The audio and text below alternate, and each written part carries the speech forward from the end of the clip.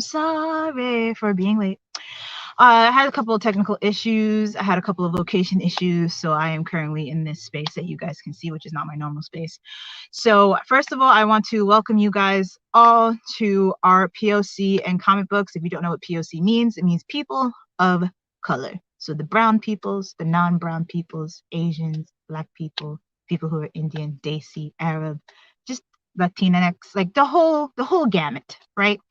And I have two special guests that I'm going to be bringing up shortly who know quite a bit about POC and comic books, a lot more than what you would think because of the way things are on the mainstream between like Marvel, DC, stuff like that. So first up, I am going to bring our lovely Lady Moon Lioness, who is also the co-con chair for Geek Out at Staten Island. So let me bring her up. Hello, Lady Moon Lioness. Hi, nice Aisha. Hi. Hi. Okay, so I also have another special guest because she is not doing this alone. She has her brother, a very experienced person, which is contrary to their name that they have, which is Inexperienced Lad. So let's bring Inexperienced Lad onto the platform. Boop. Hello. Hi. Hi. So how are you two doing today? Alive.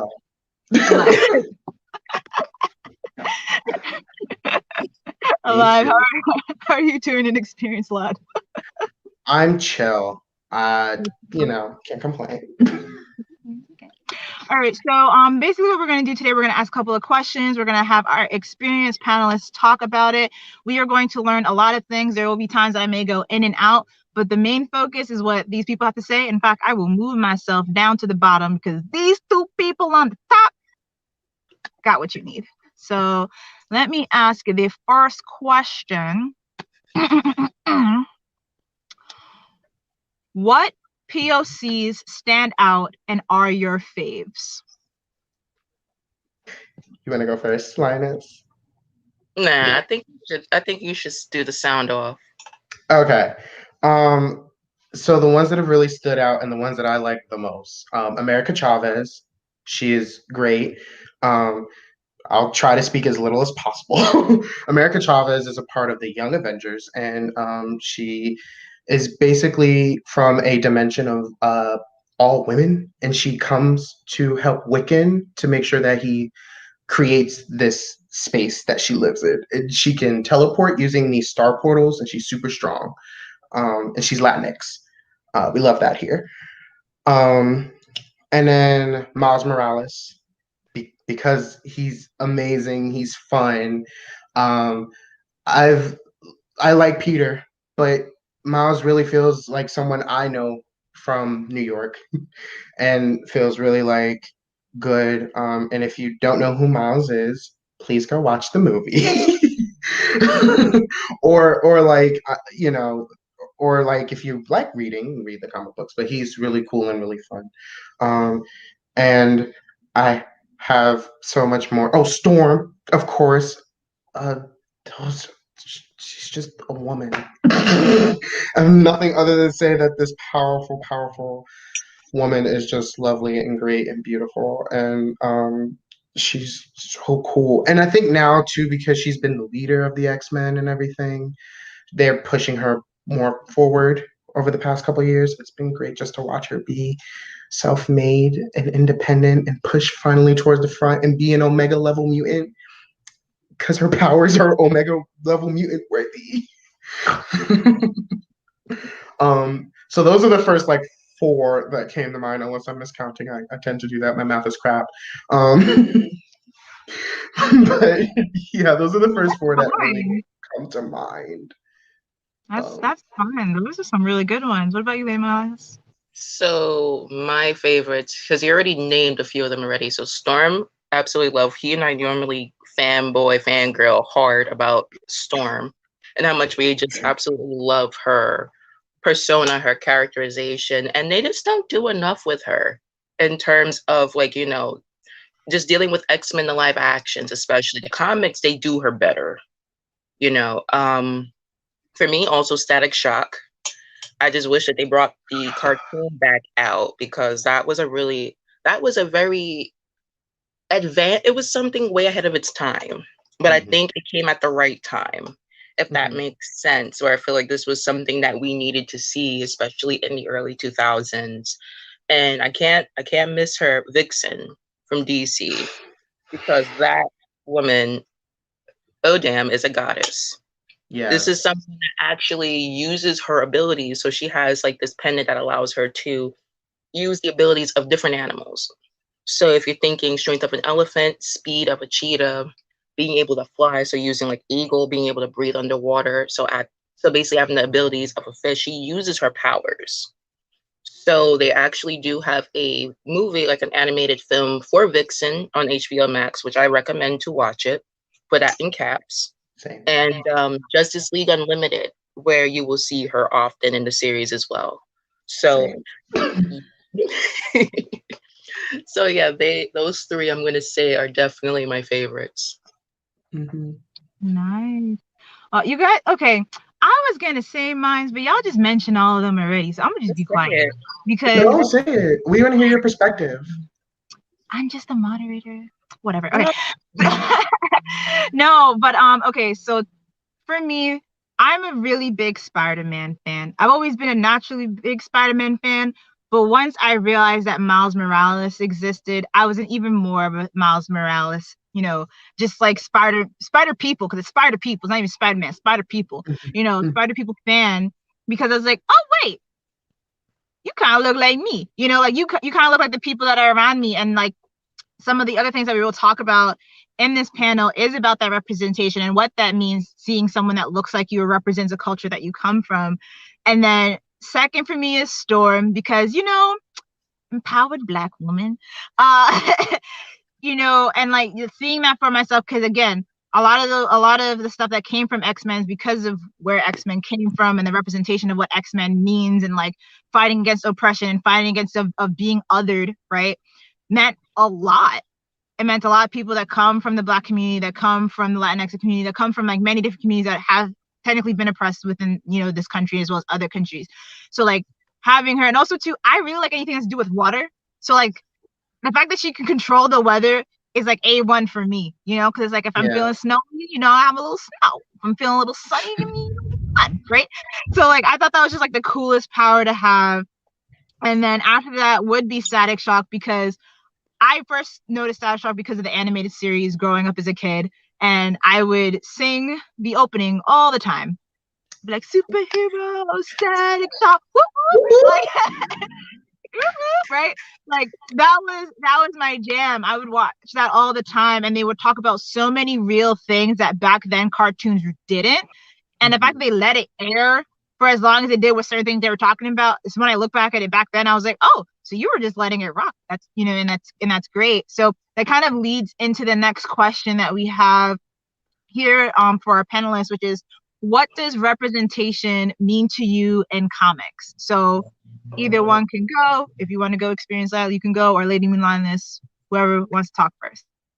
So, representation definitely does matter, because I mean, for myself and for my brother, we both have been blurred since day one, really. So for us, it was really early on. So for us to see, that a lot of these characters don't look like us. And it's like, yes, we could still enjoy it, but it's a bit of a shock when you have a character that looks like you. And this is without you realize it, but you don't realize it until you think about it years later, So, the 90s version of X-Men, you see Storm and it's just like, oh, so there is someone that looks like me, and she has white hair, but it's kind of like it throws you off when you think about it in your childhood. But as you go and get older and you're seeing like, Batman animated series, Superman animated series, Lex Luthor was someone that was melanated. He has some melanin in him. A bit crazy, but has some melanin in him. Teen Titans with Cyborg and Bumblebee, Static Shock with Young Justice, like the list goes on. So you're gradually seeing a build up with more POC characters in comparison when you look at the 80s and 90s, and then you see all of a sudden it's like, wow, you know, like this feels nice. Like, where have you been? But at the same time, it's, you know, I mean, not to go too far ahead, but it's a matter of, okay, are you guys just giving us a bone for these characters, or are you actually going to delve into characters that are already created as POC? Or are you going to create new ones, like, you know, with the Green Lanterns, with Simon Baz, Jessica Cruz, and I'm trying to remember the one that's Vietnamese, and I'm not, his name escapes me, but oh, and Sojourner, which are, like, you know, the four more recent Green Lanterns that are, you know, Afro-Latina, Black Muslim male, Vietnamese, and a bisexual Black woman. So, you know, those are just total twists of just what we see recently that, you know, that are created, not where you know, you're changing the race or ethnicity of an existing character that wasn't traditionally, you know, POC. Yeah. So, because I have to be honest, I think I really started to recognize how we were missing from the picture when Static Shock came out. So Naja, you talked about before how Static Shock, you only realize it because of the TV show. Correct me if I'm wrong, but I believe Static didn't really exist beforehand. He was definitely just added into the mix, and it was made by Black people, and it showed, you know, like the urban side of DC that could have been brought forth by Black Lightning, but it was Static Shock, and it meant a lot more because the audience was younger. And when after watching that show, it kind of like clicked to me, oh, you know, I've just, because I was young at that point, I just started kind of coming into my own with like comics, and I started to realize I like a lot of characters, not like that because they're great characters. I like Rogue and Gambit and all these really cool characters, but they are all white, and a lot of them have solo series, and it's not that there aren't any solo series back then with that featured Black characters. It was just I never really realized how much we were missing from that picture until that show came around and those perspectives were being brought to the forefront.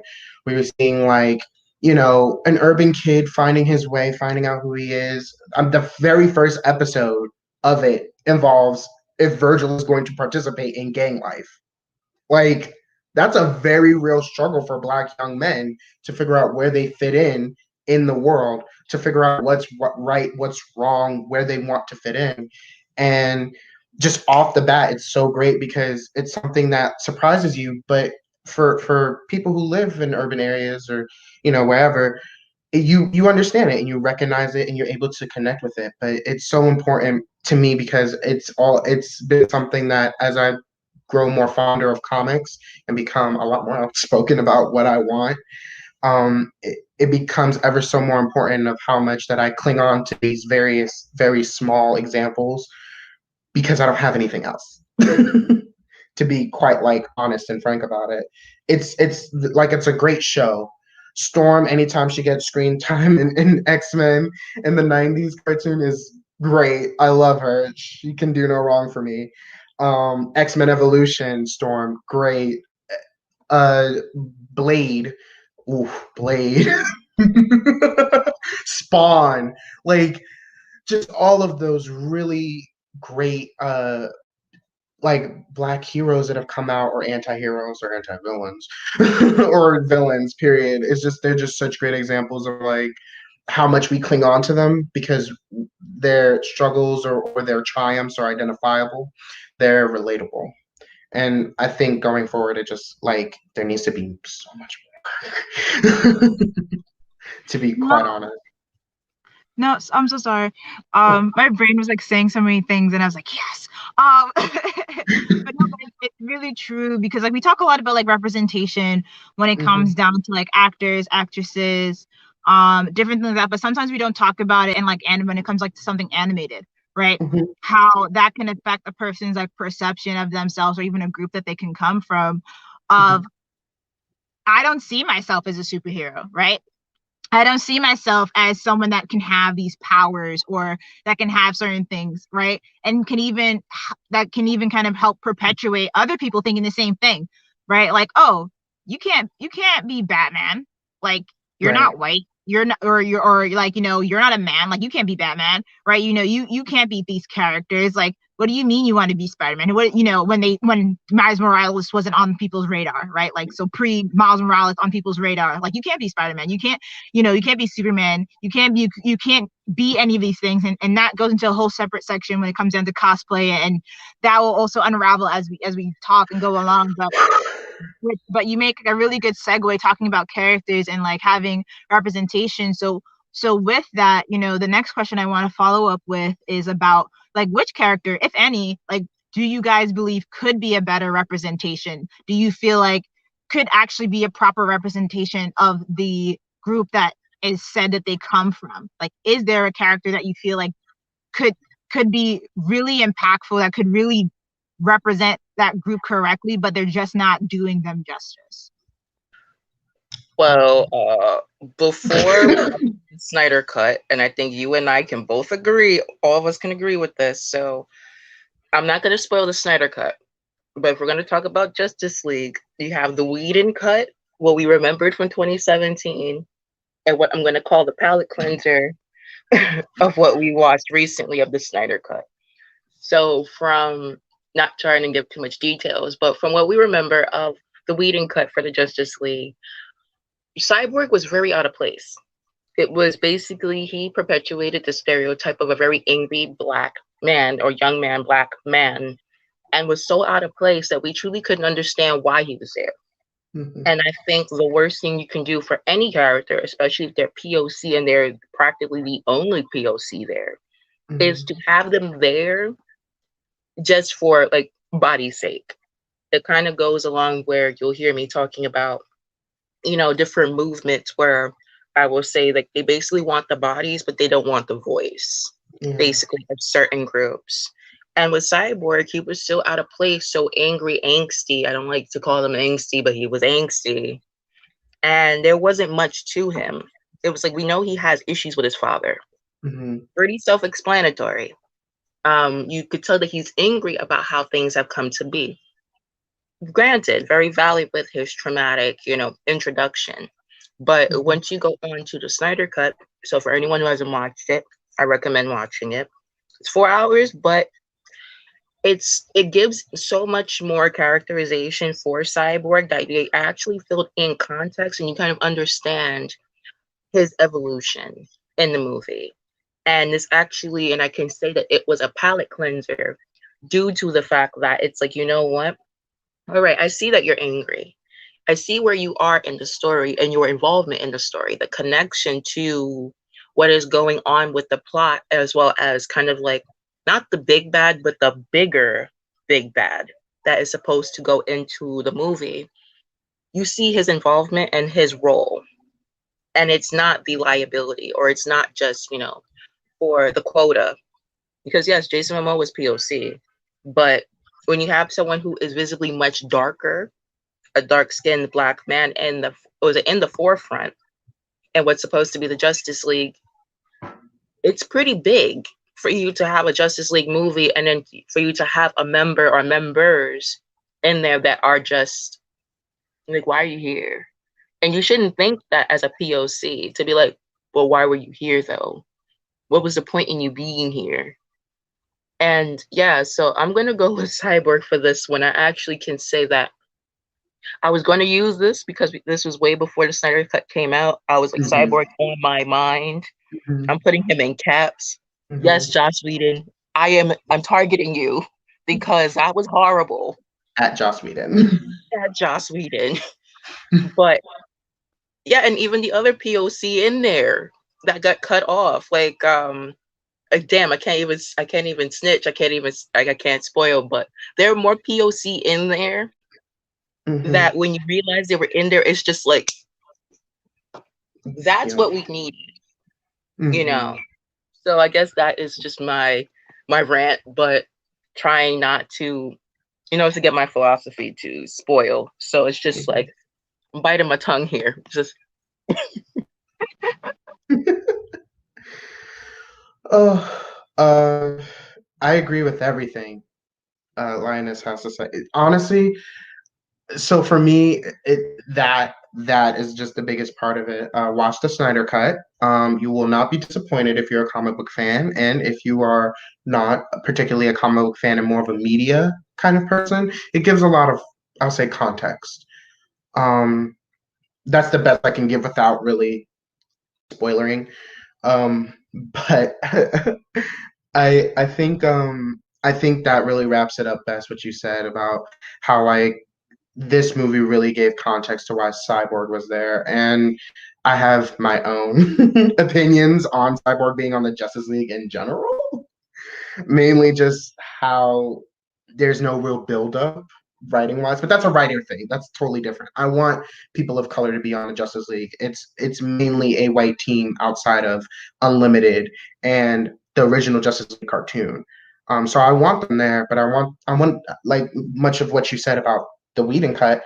I want to feel like they belong there, whoever it is. Um, my vote on a comic book level goes to Spider-Man 2099. Before Miles Morales, there was Spider-Man 2099, and he was Hispanic and Irish.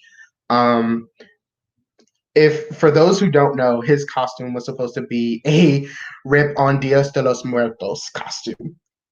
Looks nothing like it. To just being honest, just being real. And it seems like the focus of him being Hispanic was just his costume. I didn't I read some of those comments and he's a cool character. He's very smart, snarky, very much the different opposite to like what Peter Parker is. So it made him really interesting. But it just that piece that they took away from him was just him being Hispanic in that way, and I feel like that was what Miles kind of did better. What they really kind of like did better with Miles, but I wish he would just get his much deserved comeback, but with much deserved like revamp of a person of color, preferably Hispanic, who knows the culture and can write about it. Um, and gets that sort of comeback that he deserves because again he's a really cool smart character but all I really get from him is Irish and that's really it. And more Irish. Yeah, I Yeah, don't like to have Irish. yeah, And you sprinkle Salt Bay of Latino. We're just gonna do the Salt Bay for him of Latino. Yeah, it's just like just to pick up like to piggyback on that whole ideal. It's just you could tell what type of writers are writing these stories that are POC. So when you see like Ryan Coogler doing Black Panther, you can tell that there were such heavy POC Black writers so deeply involved in the Black Panther that you could not question its Blackness. And when you have characters like Silk, who is another person from the Spider Universe who is a Korean American, Silk is a pretty cool character also. It's like it should not be, the costume should not be the hint or the little salt accents when you're putting a POC character in there. No, you need to put seasoning. You need to season it, basically. And that should be with love and care. Because with POC comes with the experience and the realities that comes with being a POC. Regardless if you are someone who is, and not just POC, but also from sexual orientation, if you're able to disabled, if you are someone who is non-Christian, because there are a couple of Muslim characters there, but if you're not paying attention, you won't know. Simon Baz from, who is a Green Lantern, he is Muslim, but there are a couple others. I think her name was Dusk, but this was a woman full hijabi top. It was, I think what she was wearing was not a hijab, but it was something more. It was more of a cover up. Yeah. But she was someone that was able to turn herself into sand. Yes. So with her abilities, it's pretty damn awesome to see someone like her who, let's be honest, you don't see anyone, especially a Muslim woman, in full headdress and dressing in the fullest modesty in a comic book. Yes. And for her, my introduction to her, I think she was in I think it was Wolverine and the X-Men, I'm gonna say. But Yes. Was it Wolverine and the X-Men? That's the first time I believe she made a more media debut because when you said Dusk, I was like, oh my God, Dusk. Yeah, that's one of the first time that I remember I saw her and was like, oh hey girl, good for you. And she's a telepath, which the sand part is great, even though I feel it's a little bit of a yikes. But the telepath is the part that I'm always just like, yeah, good. Yeah, like the whole sand, like I agree with the sand part. Just like, oh, that's so cool. Like good for her. Like I'm like, exactly, good for her. This you don't see every day. Yeah. But then it's like, wait, sand. And then once you sit there and after watching it, maybe the second or third time, and then you let it sink in, and you're kind of like, oh, oh.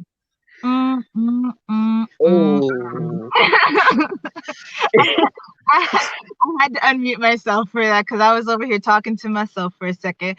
No, because like that, a lot of things that you said are like really, really true, right? Like we want representation. Every group wants a representation, but we want the correct representation, right? Mm-hmm. We want representation that actually is in the context of reality to a certain extent. Like, yes, we know it's all like comic books, it's all fantasy, but like people exist from those ethnic backgrounds, that exist from those racial backgrounds. So like that's not fantasy. That's not, you know, made up. Like that's all real.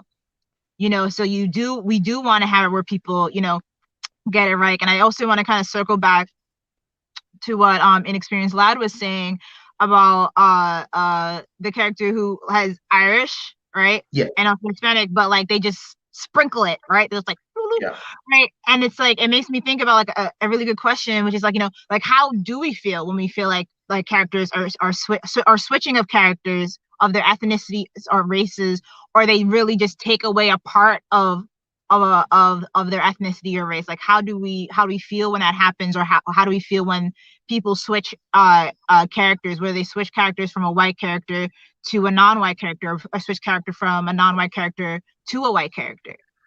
Like what like how does that make you guys feel, or what are some thoughts that you might have heard from other people about how that makes them feel?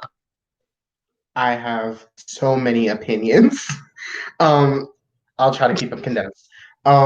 First things first, I really want this idea of switching characters' ethnicities to stop for this reason and this reason only. Can we just create characters with can we create characters with personalities? Can you give us characters with depth and feel that Captain America can have? Like just do that. And the reason why I feel so strongly about it is because I don't like if you're just doing it to give a bone, it'll feel like you're giving a bone, because the character that was intended to be white was white. And I know it's hard because it's like we want this so bad, and they're like, we're giving it to you, and it's like, okay, but there's a way to do this. Let's just take a step back. I think what it comes down to is like I like to use the Young Avengers, which is crazy because I'm mentioning Marvel a lot today. I like to think of the Young Avengers as a good example of how they took some of these characters. They realized there was a bit of an inclusion problem in the original Avengers and thought that the new generation was, I mean, Wiccan is a Jewish young man.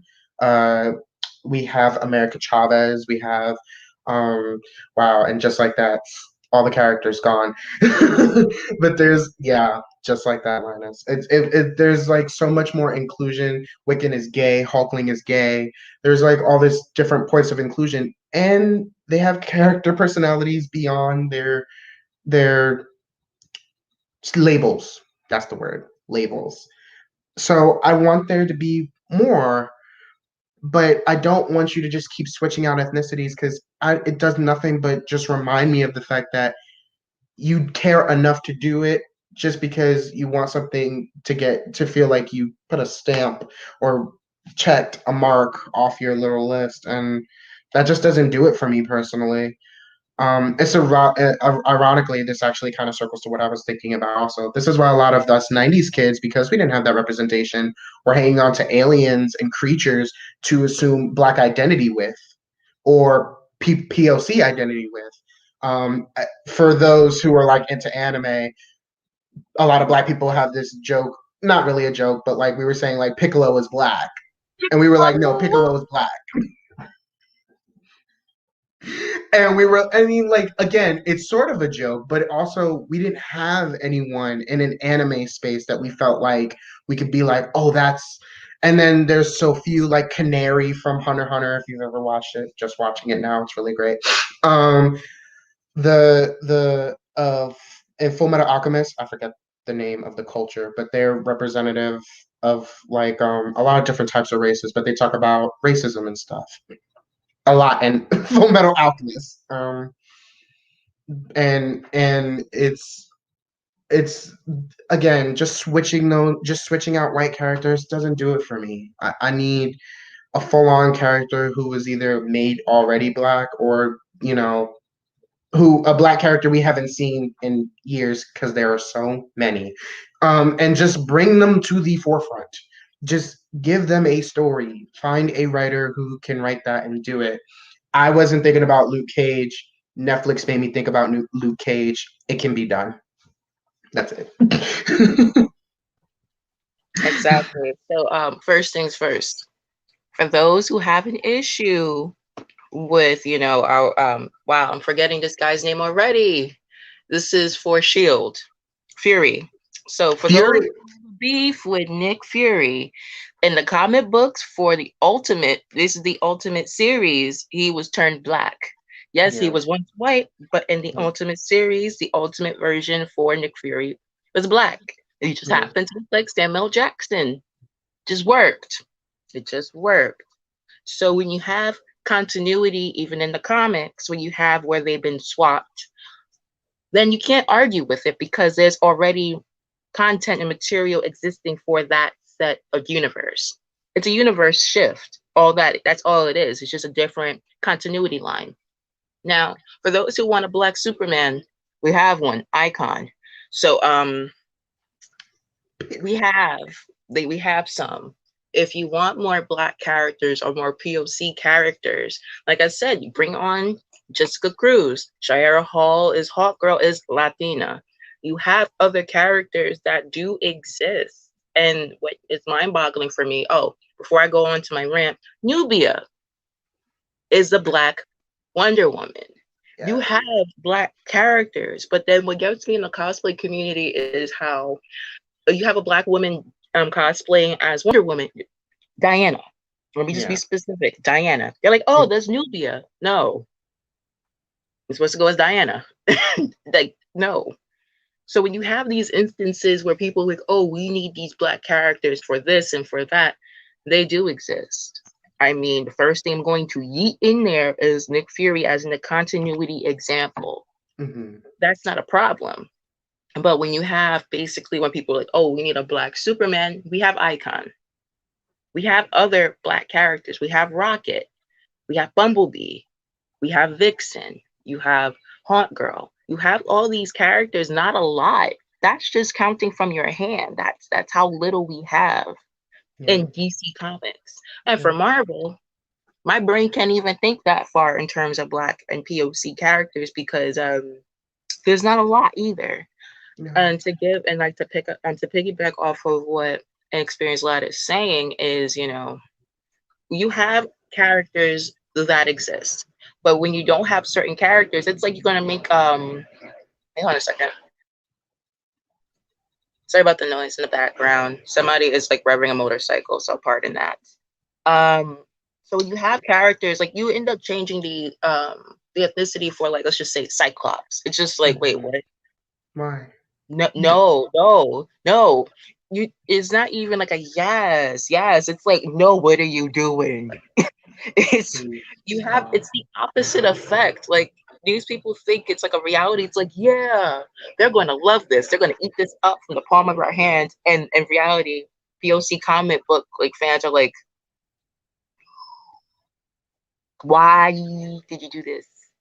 But yeah, why? You're just like, no. It's like, give us characters that you already have. Work on them. Baby them. Don't shove it down our throats when you decide to gender bend or to just change these whole characters up. Because look, let's be honest.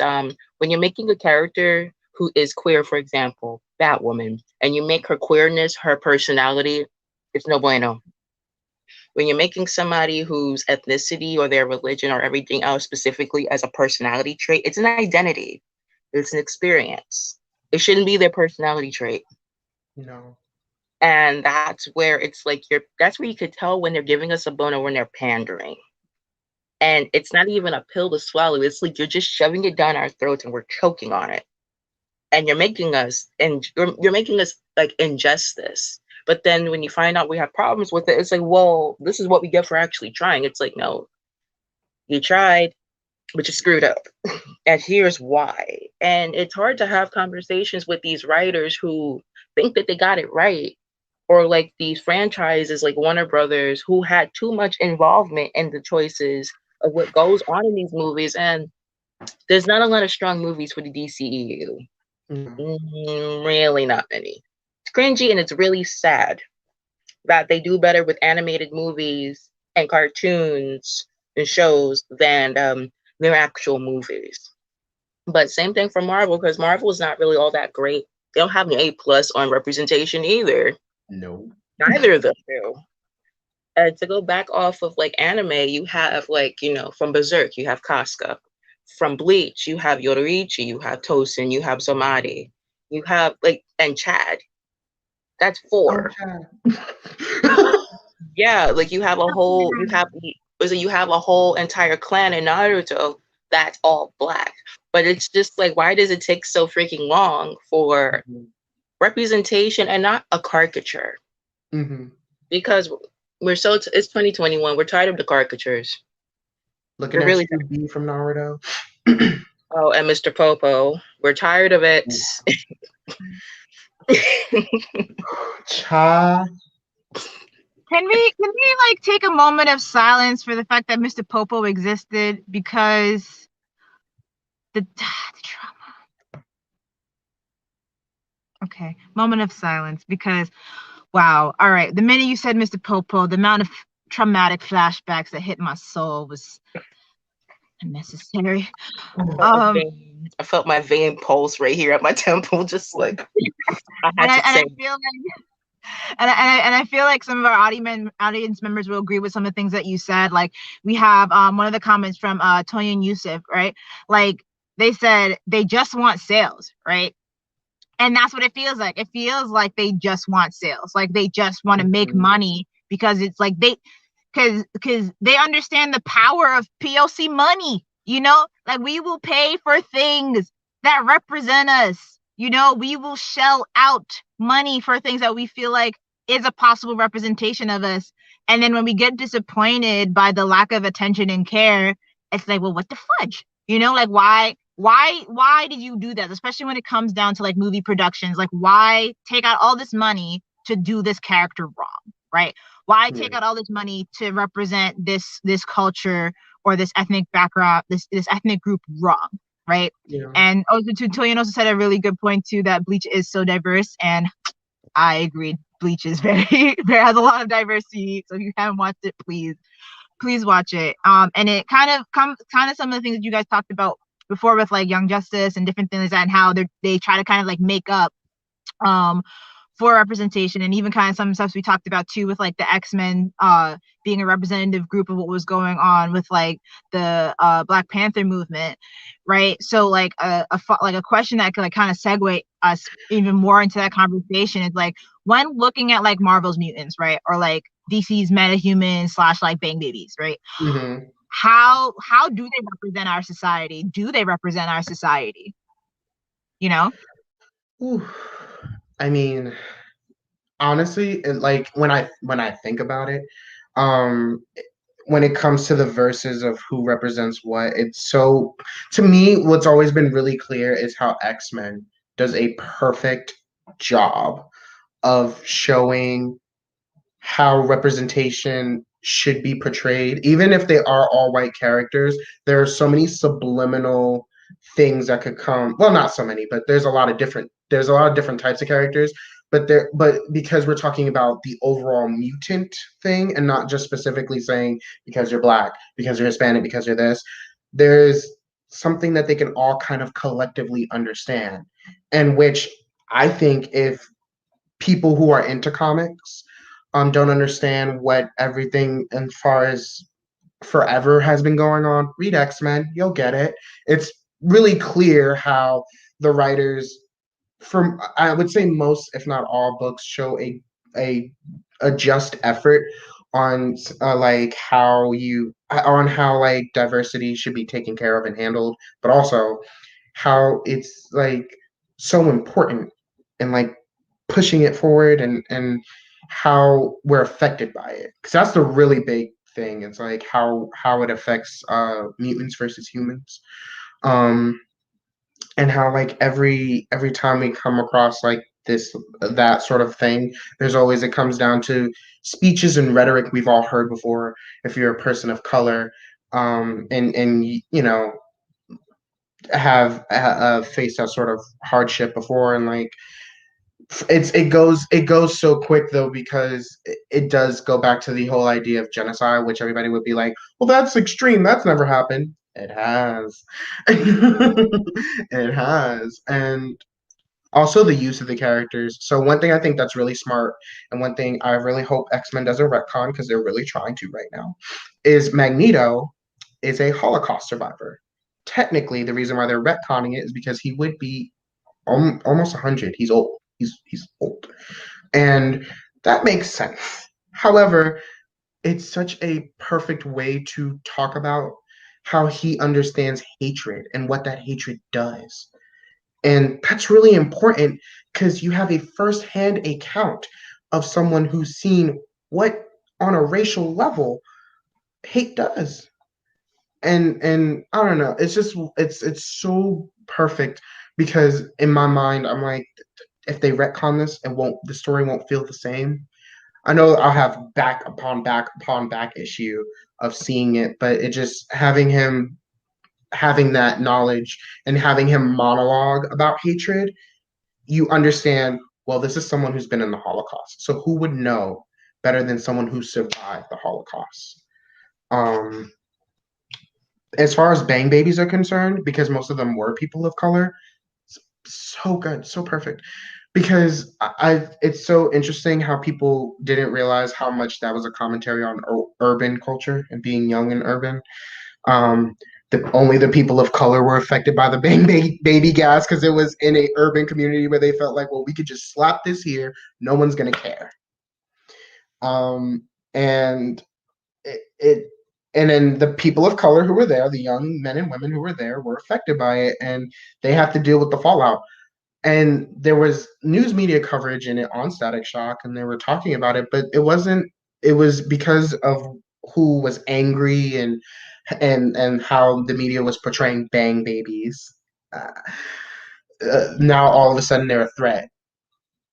It's subversive, but it's a great way to talk about how like what people perceive and what they don't understand. A lot of the Bang Babies in Static Shock, with like a couple of few, weren't actually bad people at first, but they were going through trials and hardships that come with living in an urban area, and a lot of them just get forced into these situations. There's even the Christmas episode where she wasn't black, but she was like making an ice storm happen because she had a mental illness.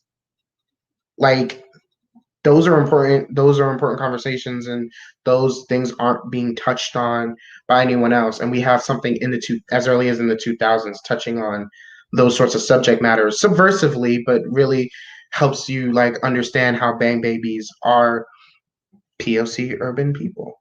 And those sort of they really do, I think, represent us well in that sort of way. Yeah, like I have to like rethink what I was gonna say. But yeah, so I'm gonna go with, I guess, the Bang Babies first, and then like trail my way towards Marvel. So when you look at the Bang Baby, like when you have the Bang Babies, they called it the Big Bang. So basically, that was what kind of caused that explosion, where all those teens, and most of them were teenagers, so they were adolescents that were exposed to this gas, which is what gave them their abilities. In a way, when you can even look at even as far as what, because this was in Detroit. Think about the whole thing with the water poisoning that's going on in Flint, and it's been going on for a long time. Where you have where they talk about it, but then it's kind of like, oh, but this is Detroit. Like, what do you? It's basically they already been like a cesspool, basically. So why should we care about them? It's like the tonality of how they look at certain, like when they look at urban areas versus suburban areas. Where when you look at the Bang Babies, and I do agree with with my brother, because of the fact that it's just like, okay, you're looking at all these characters, not all of them were bad. Not all of them were good either. A lot of them were misguided. So when you have that experience and that collective trauma of what it's like to be in an urban area, what comes with gang violence, which comes on with, and this was like the late 90s, early 2000s. So you're still looking at the post war on drug era, the mass incarceration era. And we still deal with mass incarcerations now, but when you're looking at from like, post Reagan and even Clinton, who were both very responsible for the mass incarcerations and the super predator, it really does add on to the effect of how, how they look at Bang Babies in urban areas. And with how they don't treat them with care, but then they wonder why. It's like, oh, you know what? They're doing bad things now, so they're exactly what we're thinking. This is exactly what we're believing. But when you look at a character, like let's just say, Wonder Woman or Superman and all these other white characters who have they have these abilities that could have been hypothetically, not obviously true. Let's just say if they were affected by that, by the Big Bang that had affected all those teenagers in Detroit, they would probably be seen in much better light than the others would, like Static. And you saw how even with him being melded into the Justice League, because you saw eventually that the Justice League started getting involved and made him kind of canon, how they were looking at him also, especially with the environment that he was in. It's far different from what we see with Gotham. Bruce Wayne is the embodiment of white male privilege. He is wealthy, he's Caucasian, he's male, he has all the generational wealth, where you have someone like Static and other people like Black Lightning, and all these other characters that would be from these areas, because even Vixen is from that area also. You see the differences between, how the lens looks for specific groups.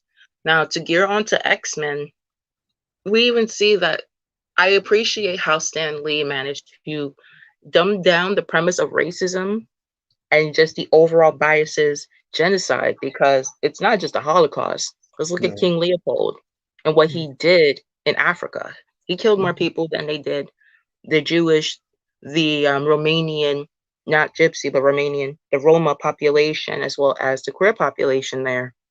There was more genocide in Africa, but they don't talk about it.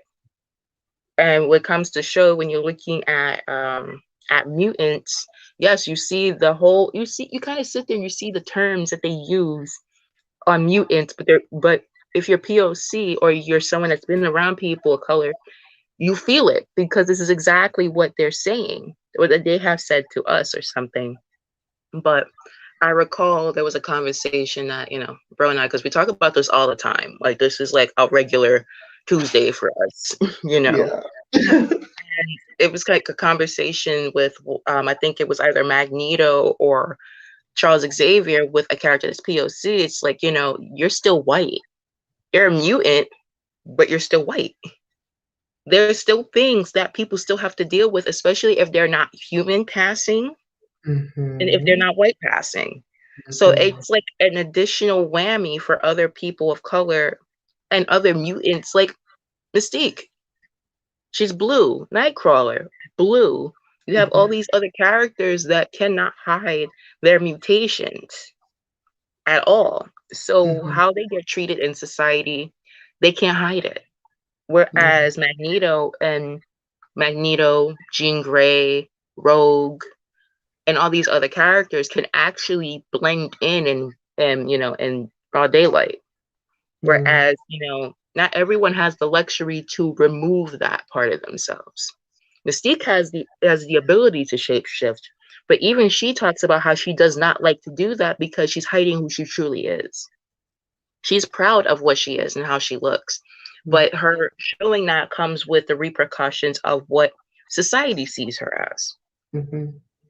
And that is kind of like how you can see how they tend to mutants and Marvel, and then you look at the Bang Babies, because you see the parallels, you see the connections and the commonness. But when you look at the area, when you look at who is mainly focused on, you see the pure differences. It's like X-Men is like suburbia, and the Bang Babies are urban. Even though it's kind of, I could make a better wording of that. So I guess that's what I would say about that question. Okay, thank you both for like touching upon a lot of like important points of what both of those groups mean, right? Because like they were kind of like, because a lot of times DC and Marvel like take things from each other, or like they copy certain concepts from each other, which is why I think they're like the biggest, like they're the top two when you think about comic books, right? And and it's gonna segue into our next question, which involves like, you know, comics and politics and whatnot. But before getting into that, right, like Mystique, like you talked before, can change what she looks like. She can change herself into anybody, any person, any gender, anything, right? And that is like as a state of like survival, right? That is something that many people would think about to do in order to be accepted in certain spaces, right? To not be seen as othered or different things like that. So that is a really good point, and that's a really great character to have, right? You could be anybody you want to be, right? But you know that if you were yourself, if I was Mystique, right, I would not be accepted. And like if I were to make a hashtag right now, I would do a hashtag I am Mystique, because that's what a lot of POC have to, you know, have to deal with, is being like Mystique, is having to change the way that they look, the way that they talk, their hair, the way that they dress, all those different things. Technically, they're all Mystique because they know they are not going to be accepted for how they naturally are in a natural way that they come. And the fact that we live in a society that doesn't want the real Mystique. They want Mystique in all the changes that she can do and all the things that Mystique can offer. Because even with the history of Mystique, Mystique has never felt a place anywhere, even amongst the mutants to an extent, because it's like you're not really mutant for the mutants and you're not really human for the humans, right? So it's like she encapsulates a lot of different things that different types of POC have to experience. So I'm starting hashtag I am Mystique. Legitimately, when you said that, I had never even thought about it that way. That is so crazy. That is so cool. Yeah, she's the embodiment of code switching. She's the embodiment of code switching.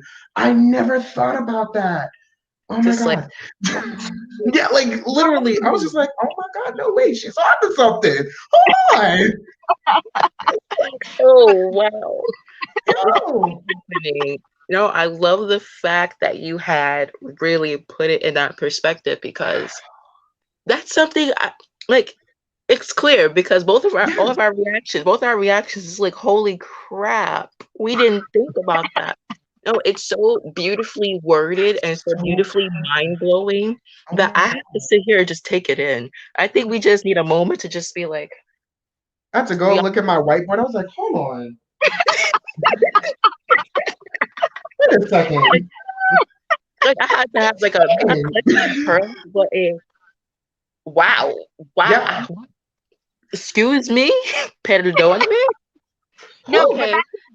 but that's something I always thought about when I saw Mystique as a character. Because I first saw her in like with like the anime series within the movies before like even going into comic books and learning more about her history and her story. That's who Mystique is, the encapsulation of all those things. She's the encapsulation of code switching, right? Yeah. Having to change literally who she is as a person. Remove all parts of her identity to literally blend into different spaces in order to survive from young, you know? And it's like, what the heck, right?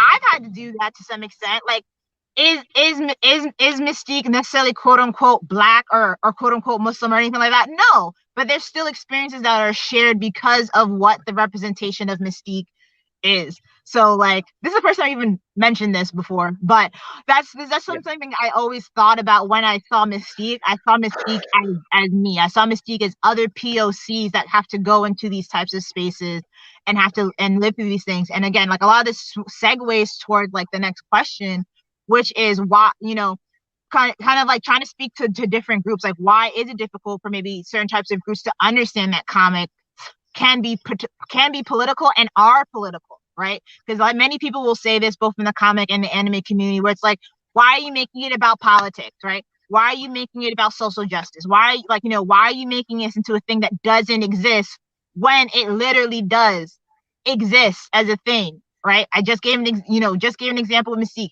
We just had a conversation about Magneto.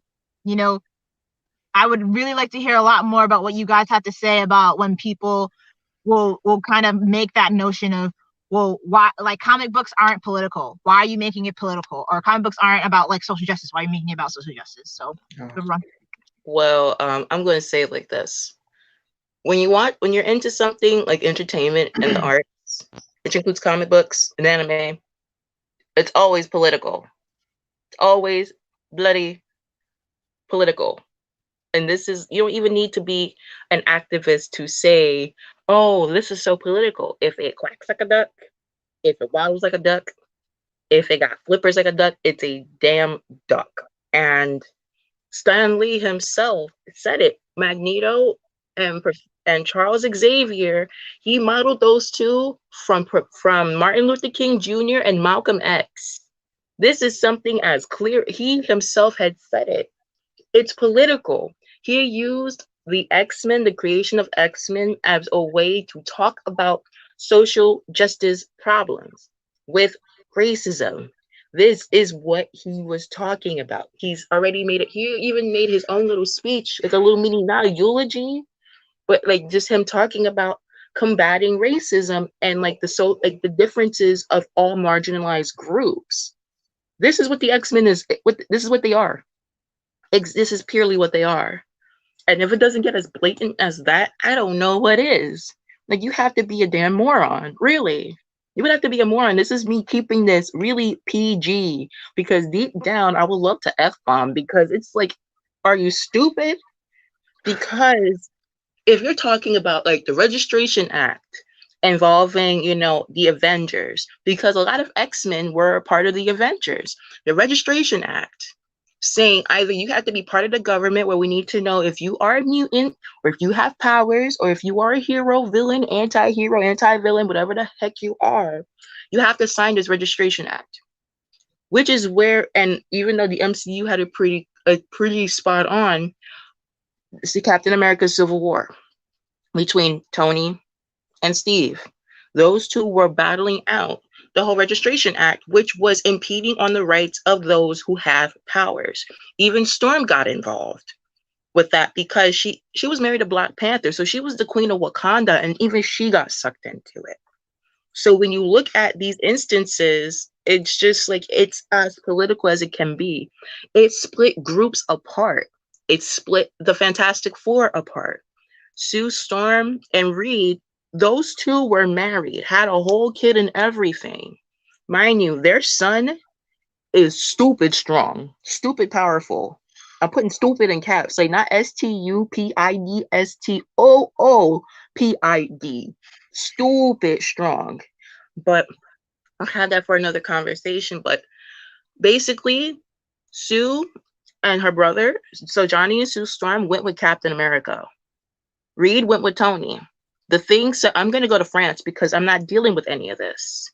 You have teams that were being pulled apart based off of difference in opinion, difference in rights of what people have, regardless of what you've done in your life.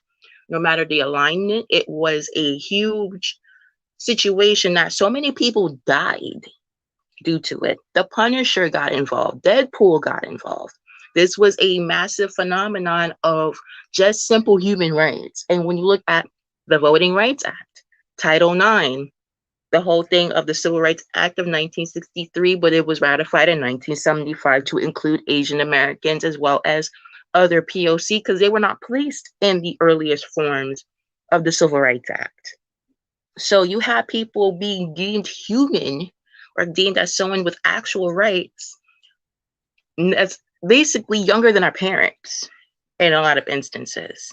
Or our parents just happened to be born around the time when they were deemed human. This isn't a century old. This really isn't a century old. So when you have these parallels, I get mind boggled by the fact that it's like, wait a minute, you're claiming that this is political. Like, why is it about politics? Why does it have to be why does it have to be about race? Why does it have to be about this? X-Men and the Avengers, when you have those two, when you have them combined, I'm just going to talk about it. That Civil War is the perfect example in the comics. Comics, and even in the MCU version, is a perfect embodiment of what we've been talking about in terms of social activism and race. And just queer rights. Because human rights, like basically queer rights, the rights to practice your own religion or religions that you practice, the rights, the American Disabilities Act, where you have the whole thing with the riots with Stonewall, what eventually gave us pride and the rights for basically for marriage and for basically everything else, is all what pretty much we can see in the Registration Act during the comic books for the Civil War. All that's just there. And I think that's all I could say, because I will start talking in circles because it's just like, my God.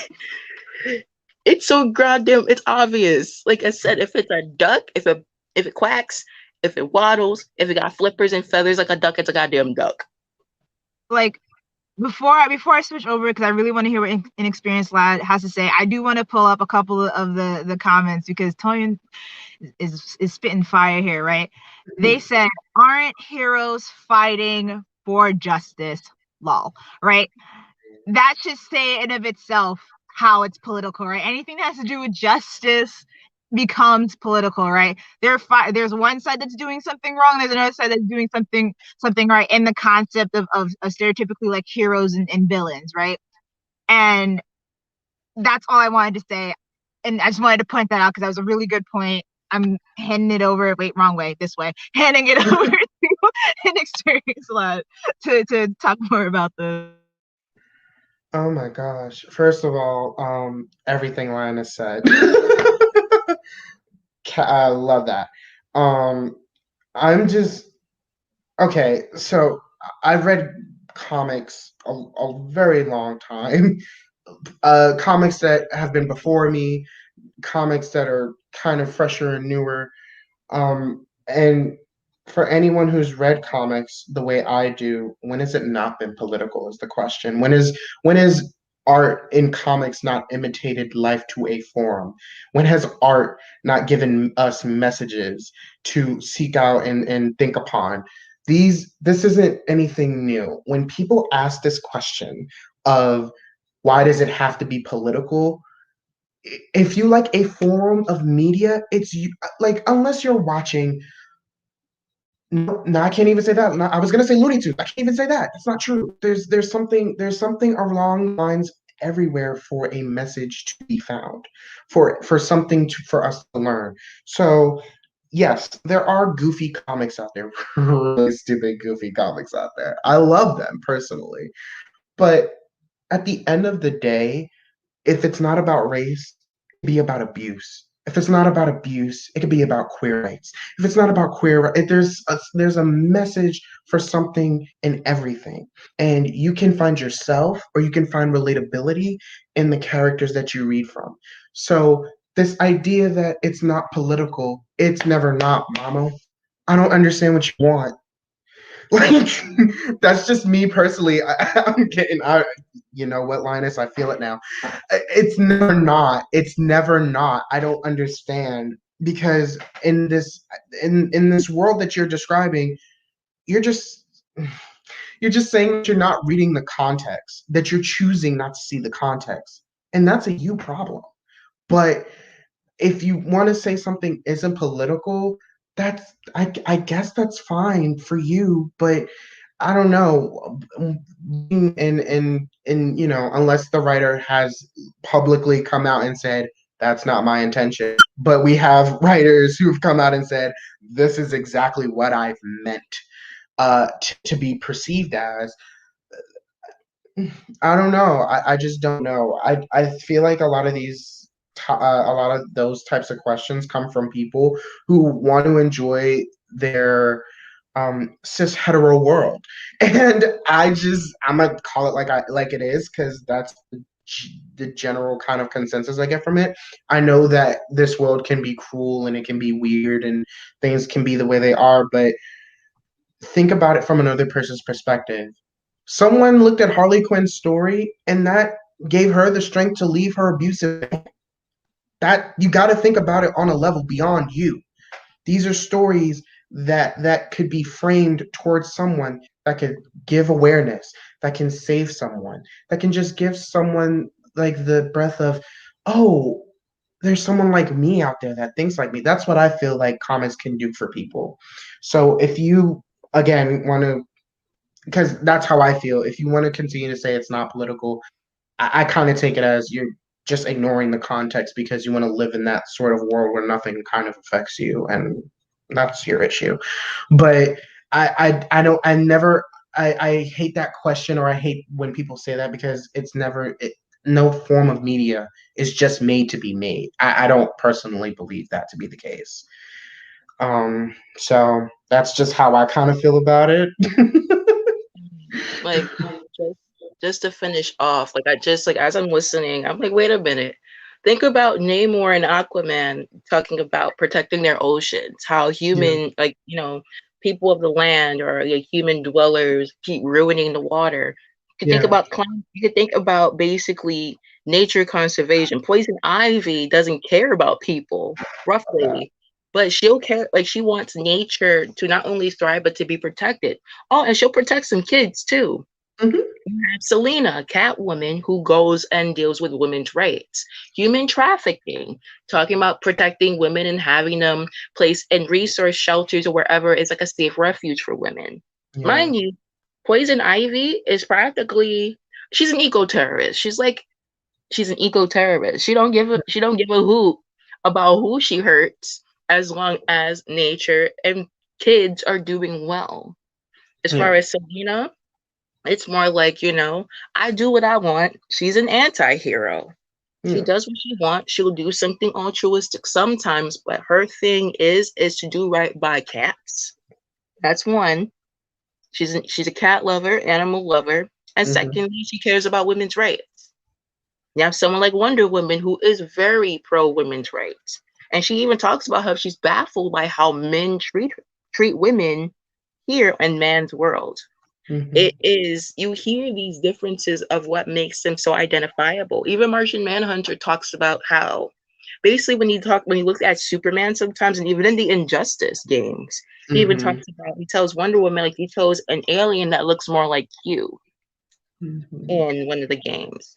So it's like you really cannot ignore it. You just truly can't ignore these situations. Or especially when you have people who gradually descend to madness, you can't ignore it because then that's also a trauma and mental health and illness type situation. There are so many things where it's the privilege to be able to live in a world where you can shut everything off. That's pure privilege.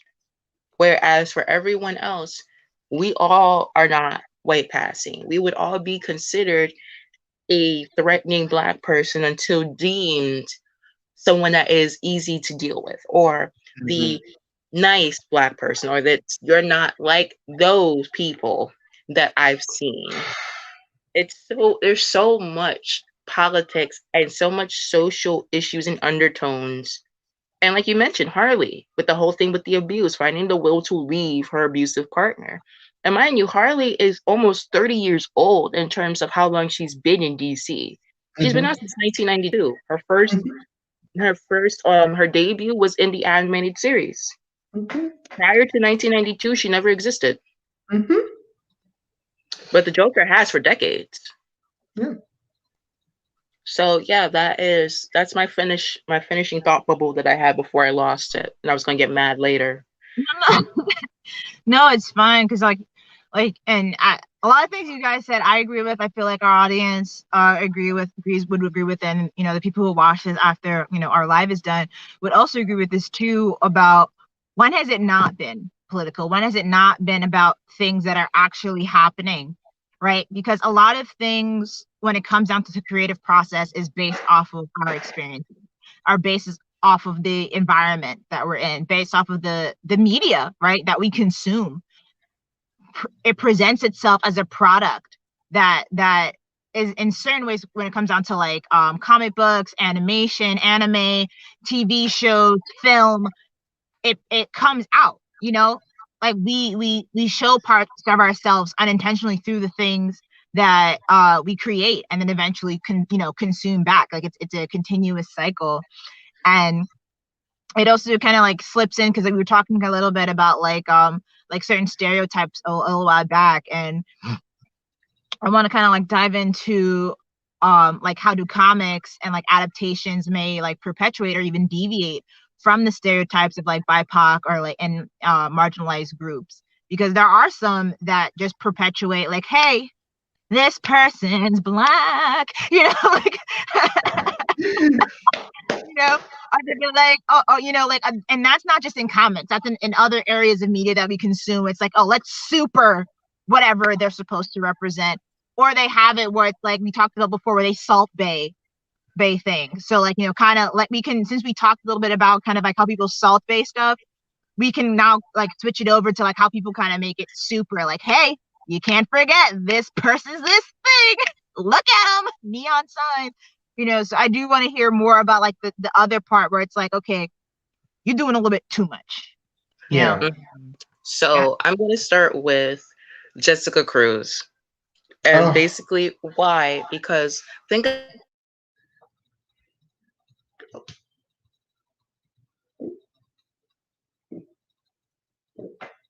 I think you froze, Cheyenne, if you can hear us. Yeah. You froze. Hold on, it might be her internet. 1 second, let me see. She's saying her point was so important that even her internet didn't want you guys to hear it. Her point was so important that the internet was like, nope, you guys can't handle what we have to hear about Jessica Cruz. She was about to go off. I could feel it. Even her still photo shows the amount of power that was about to come out of her like lips. JoJo posing. She's just ready. She's just ready. So while she tries to reconnect her internet, if Experience Lad, if you can just dive in real quick while she tries to situate her Wi-Fi. Yeah. So I don't remember where I heard this term from, but it's I believe someone somewhere said like negrifying a character, which is this overhyped, almost disgustingly so, or in a lot of cases disgustingly so. There's just a lot of characters that they want you to feel like really like sorry, the thing that keeps repeating and why I keep laughing is because I keep thinking of that Teen Titans episode where Cyborg deadass looks at Starfire and basically says, Starfire, I know how you feel because I'm a robot. And it's like, but anyway. I know exactly what you're talking about. That's why I almost killed over it, but continue. Yeah, no, you're fine. I was just like, but y'all know it was one of those moments where it's like, you're just a robot, Cyborg? There's nothing else? As the only real human black person on the team that you could identify with this, as Starfire is an alien and you are a... Anyway. No, yeah, this idea of like overselling that sounds terrible, but it's the truth.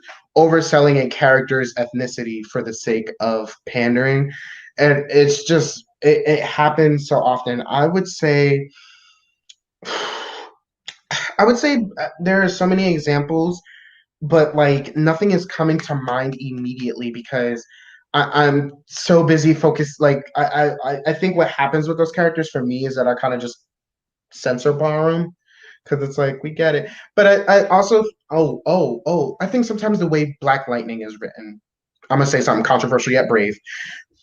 I think the way Black Lightning is written sometimes is really pander feeling, and what's worse about it is that it kind of feels like it needs to remind you every episode this is a Black heroes thing, yeah, and it's like they're trying so hard to contest with Luke Cage that it's almost like the whole third season, I want to say third, they started using these like Foxy Love inspired beats to show what episode is about to play because Luke Cage made that naturally work because Luke Cage had that sort of finesse. And after I didn't watch it, but me and my friend who also is really into comic books, we watch it to make fun of. We were watching it, and it feels like they're trying so hard with something Static Shock did so easily, and it it feels so awkward. It feels so weird because I wanted so badly for Black Lightning to be where Static Shock picked off. And I know people could say like, well, that's because you're focusing on what Static Shock was and not trying to look at what Black Lightning is. No, I tried to like it on its own merit. I think the idea of a family dynamic where there are two parents, even though they're separated, uh, are in the relationship of these kids, and we have a queer character, and we have like different aspects of different characters we could connect to as a Black community. We should feel like it. It just feels like the script is just trying to write anything to make it sound like they're Black. Like the first episode, Jennifer, who's like the littlest one, she goes, "I'm alternative. I listen to Childish Gambino." Like that's your alt pull. That's your alternative pull. Okay, girl, work. I'm but they feel very like, okay, Childish Gambino, that's the person that's like not on top but like still relevant. Okay, we'll use him. Tyler the Creator, yeah. Like it feels very that in the meeting room. And then they focus on the adults who are very watered down personalities and not really interesting. And the one queer character who I feel like Thunder can be the most interesting of the bunch feels like a mixture of queer pandering and Black pandering. Um, Without any real feeling of character development, she just decided to become like she basically said, "Well, I'm gonna get good and I'm gonna fight with my dad, and that's it." And that again, it's just the script and how it feels and everything. And that's the one kind of show I look at and be like, I don't blame you actors. I blame the writing. I don't know who wrote that, and I feel bad. 'Cause y'all gotta be stuck with it. Oh, Yeah. okay. I had to let that out. I had to let out that grunt because the minute you said Black Lightning, I was like, could be so much more. But I want to hear what Lady Moonlight has to say because your screen literally froze the minute you were like, it was one of those, and it was like a perfect thumbnail. So Yes. I made a thumbnail to that because it was just like perfect. So you were going to talk about Jessica Cruz and like kind of like the overness that occurs. So basically, I think this is Jessica Cruz, I think is a perfect example of using something that's not stereotypically Latina. When you think about Sofia Vergara, a lot of her characters in like Modern Family and a lot of characters that she plays. Or just think about how in cinema for Latina women or Latinx people, how they're portrayed. You know, overly boisterous, extremely flirtatious, extroverted, heavy accent, all that other stuff. But when you have someone like Jessica Cruz, who is Afro-Latina, obviously Afro-Latina, she has anxiety. That's like the most crucial thing. And she's more introverted. So that's a total flip of what we normally would see for someone who's Latino. And even though I've recently started looking more so into Jessica Cruz and, you know, an experienced Latin, I tend to talk about kind of like her differences and how that makes it refreshing, but then they they kind of remind us that, you know, she's not like a typical Latina, but no, there's a lot of people who are not what they say that a certain group is supposed to be. Like, there are plenty of Latinx people that are very introverted and extremely awkward, or they are not fiery, but they're actually more cooler and passive, or they don't want to do certain things that would be seen stereotypical.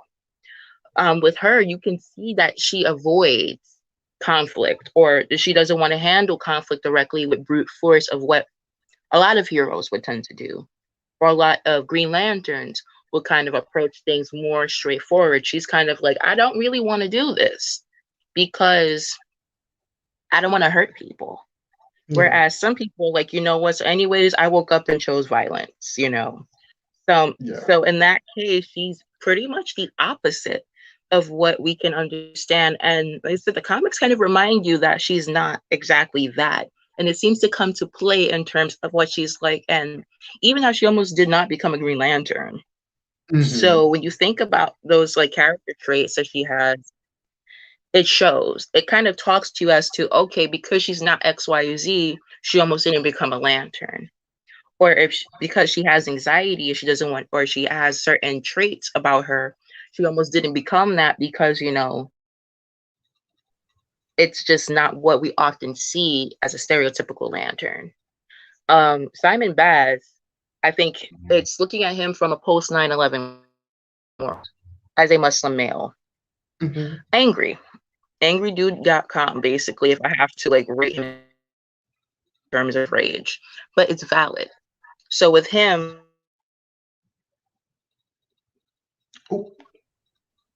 Your sound cut off. No, she was saying important words. Ah! Hold on, let's see. See, you know, every time she's spitting the facts, the internet, you know, the government. But you know, the buffer please, buffer. fingers crossing. Oh, we see great. Yep, there we go. Sorry, you were saying you were like I was like, and then you were like, he's anti-blackman.com, and then the internet was like bloop. No, I'm like, why Wi-Fi? You were good this entire day. So I guess to finish off with, because we're already covered Black Lightning, and I agree with everything. I just don't want to repeat it for just like PTSD's sake. I don't want to relive what I remembered of Black Lightning.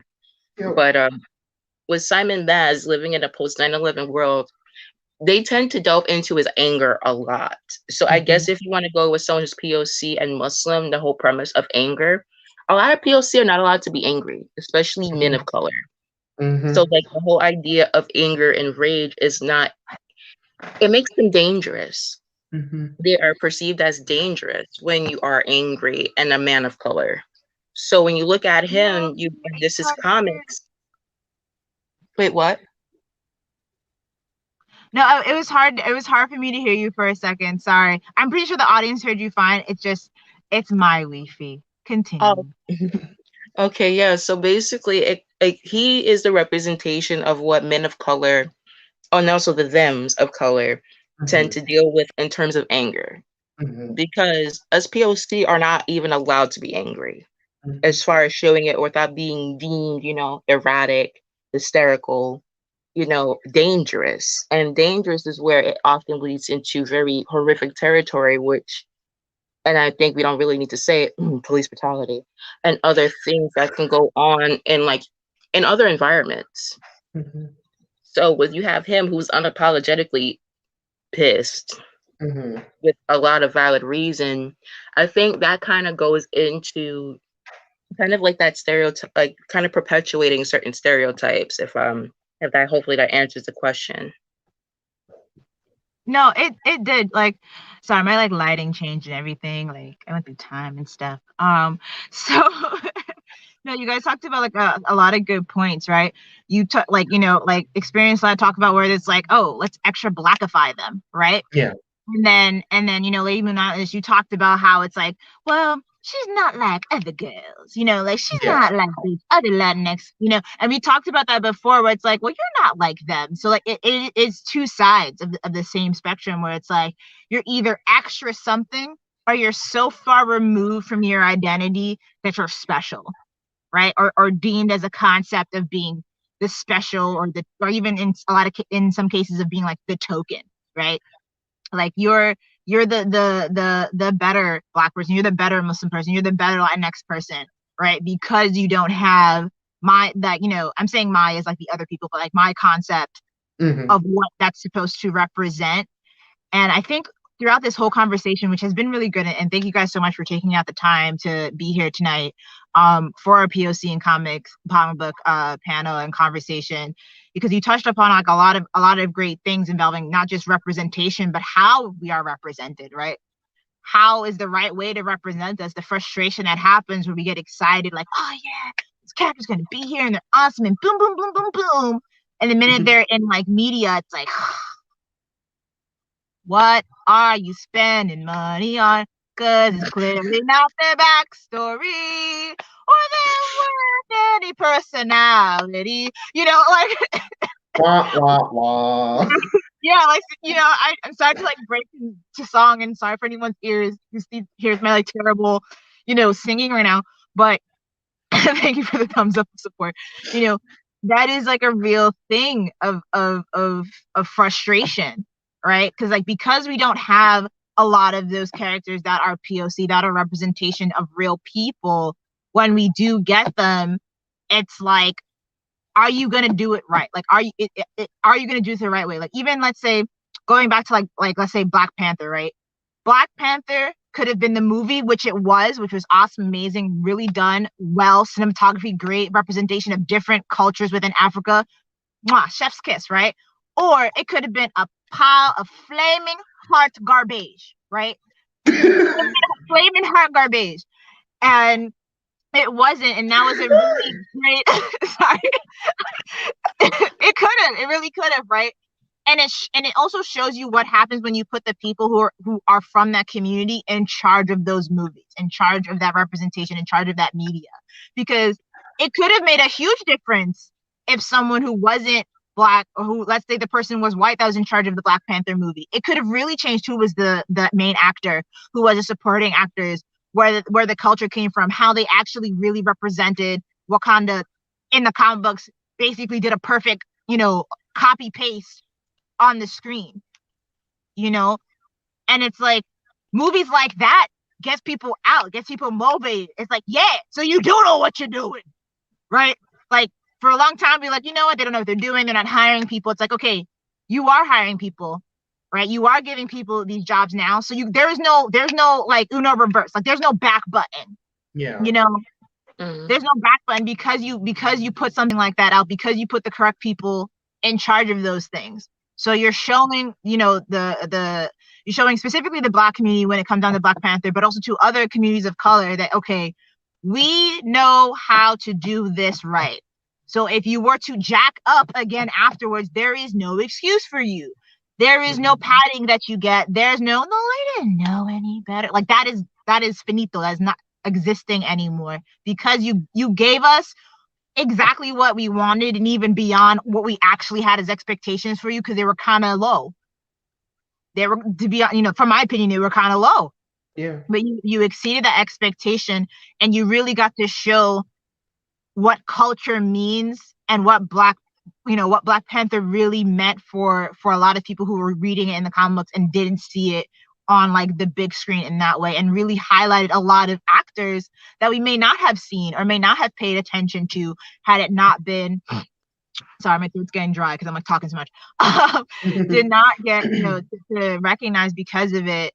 And I think as we move forward, I'm talking to all you comic book people, writers, all this other stuff, talking to you Hollywood. Okay, if you see this at all, you probably won't.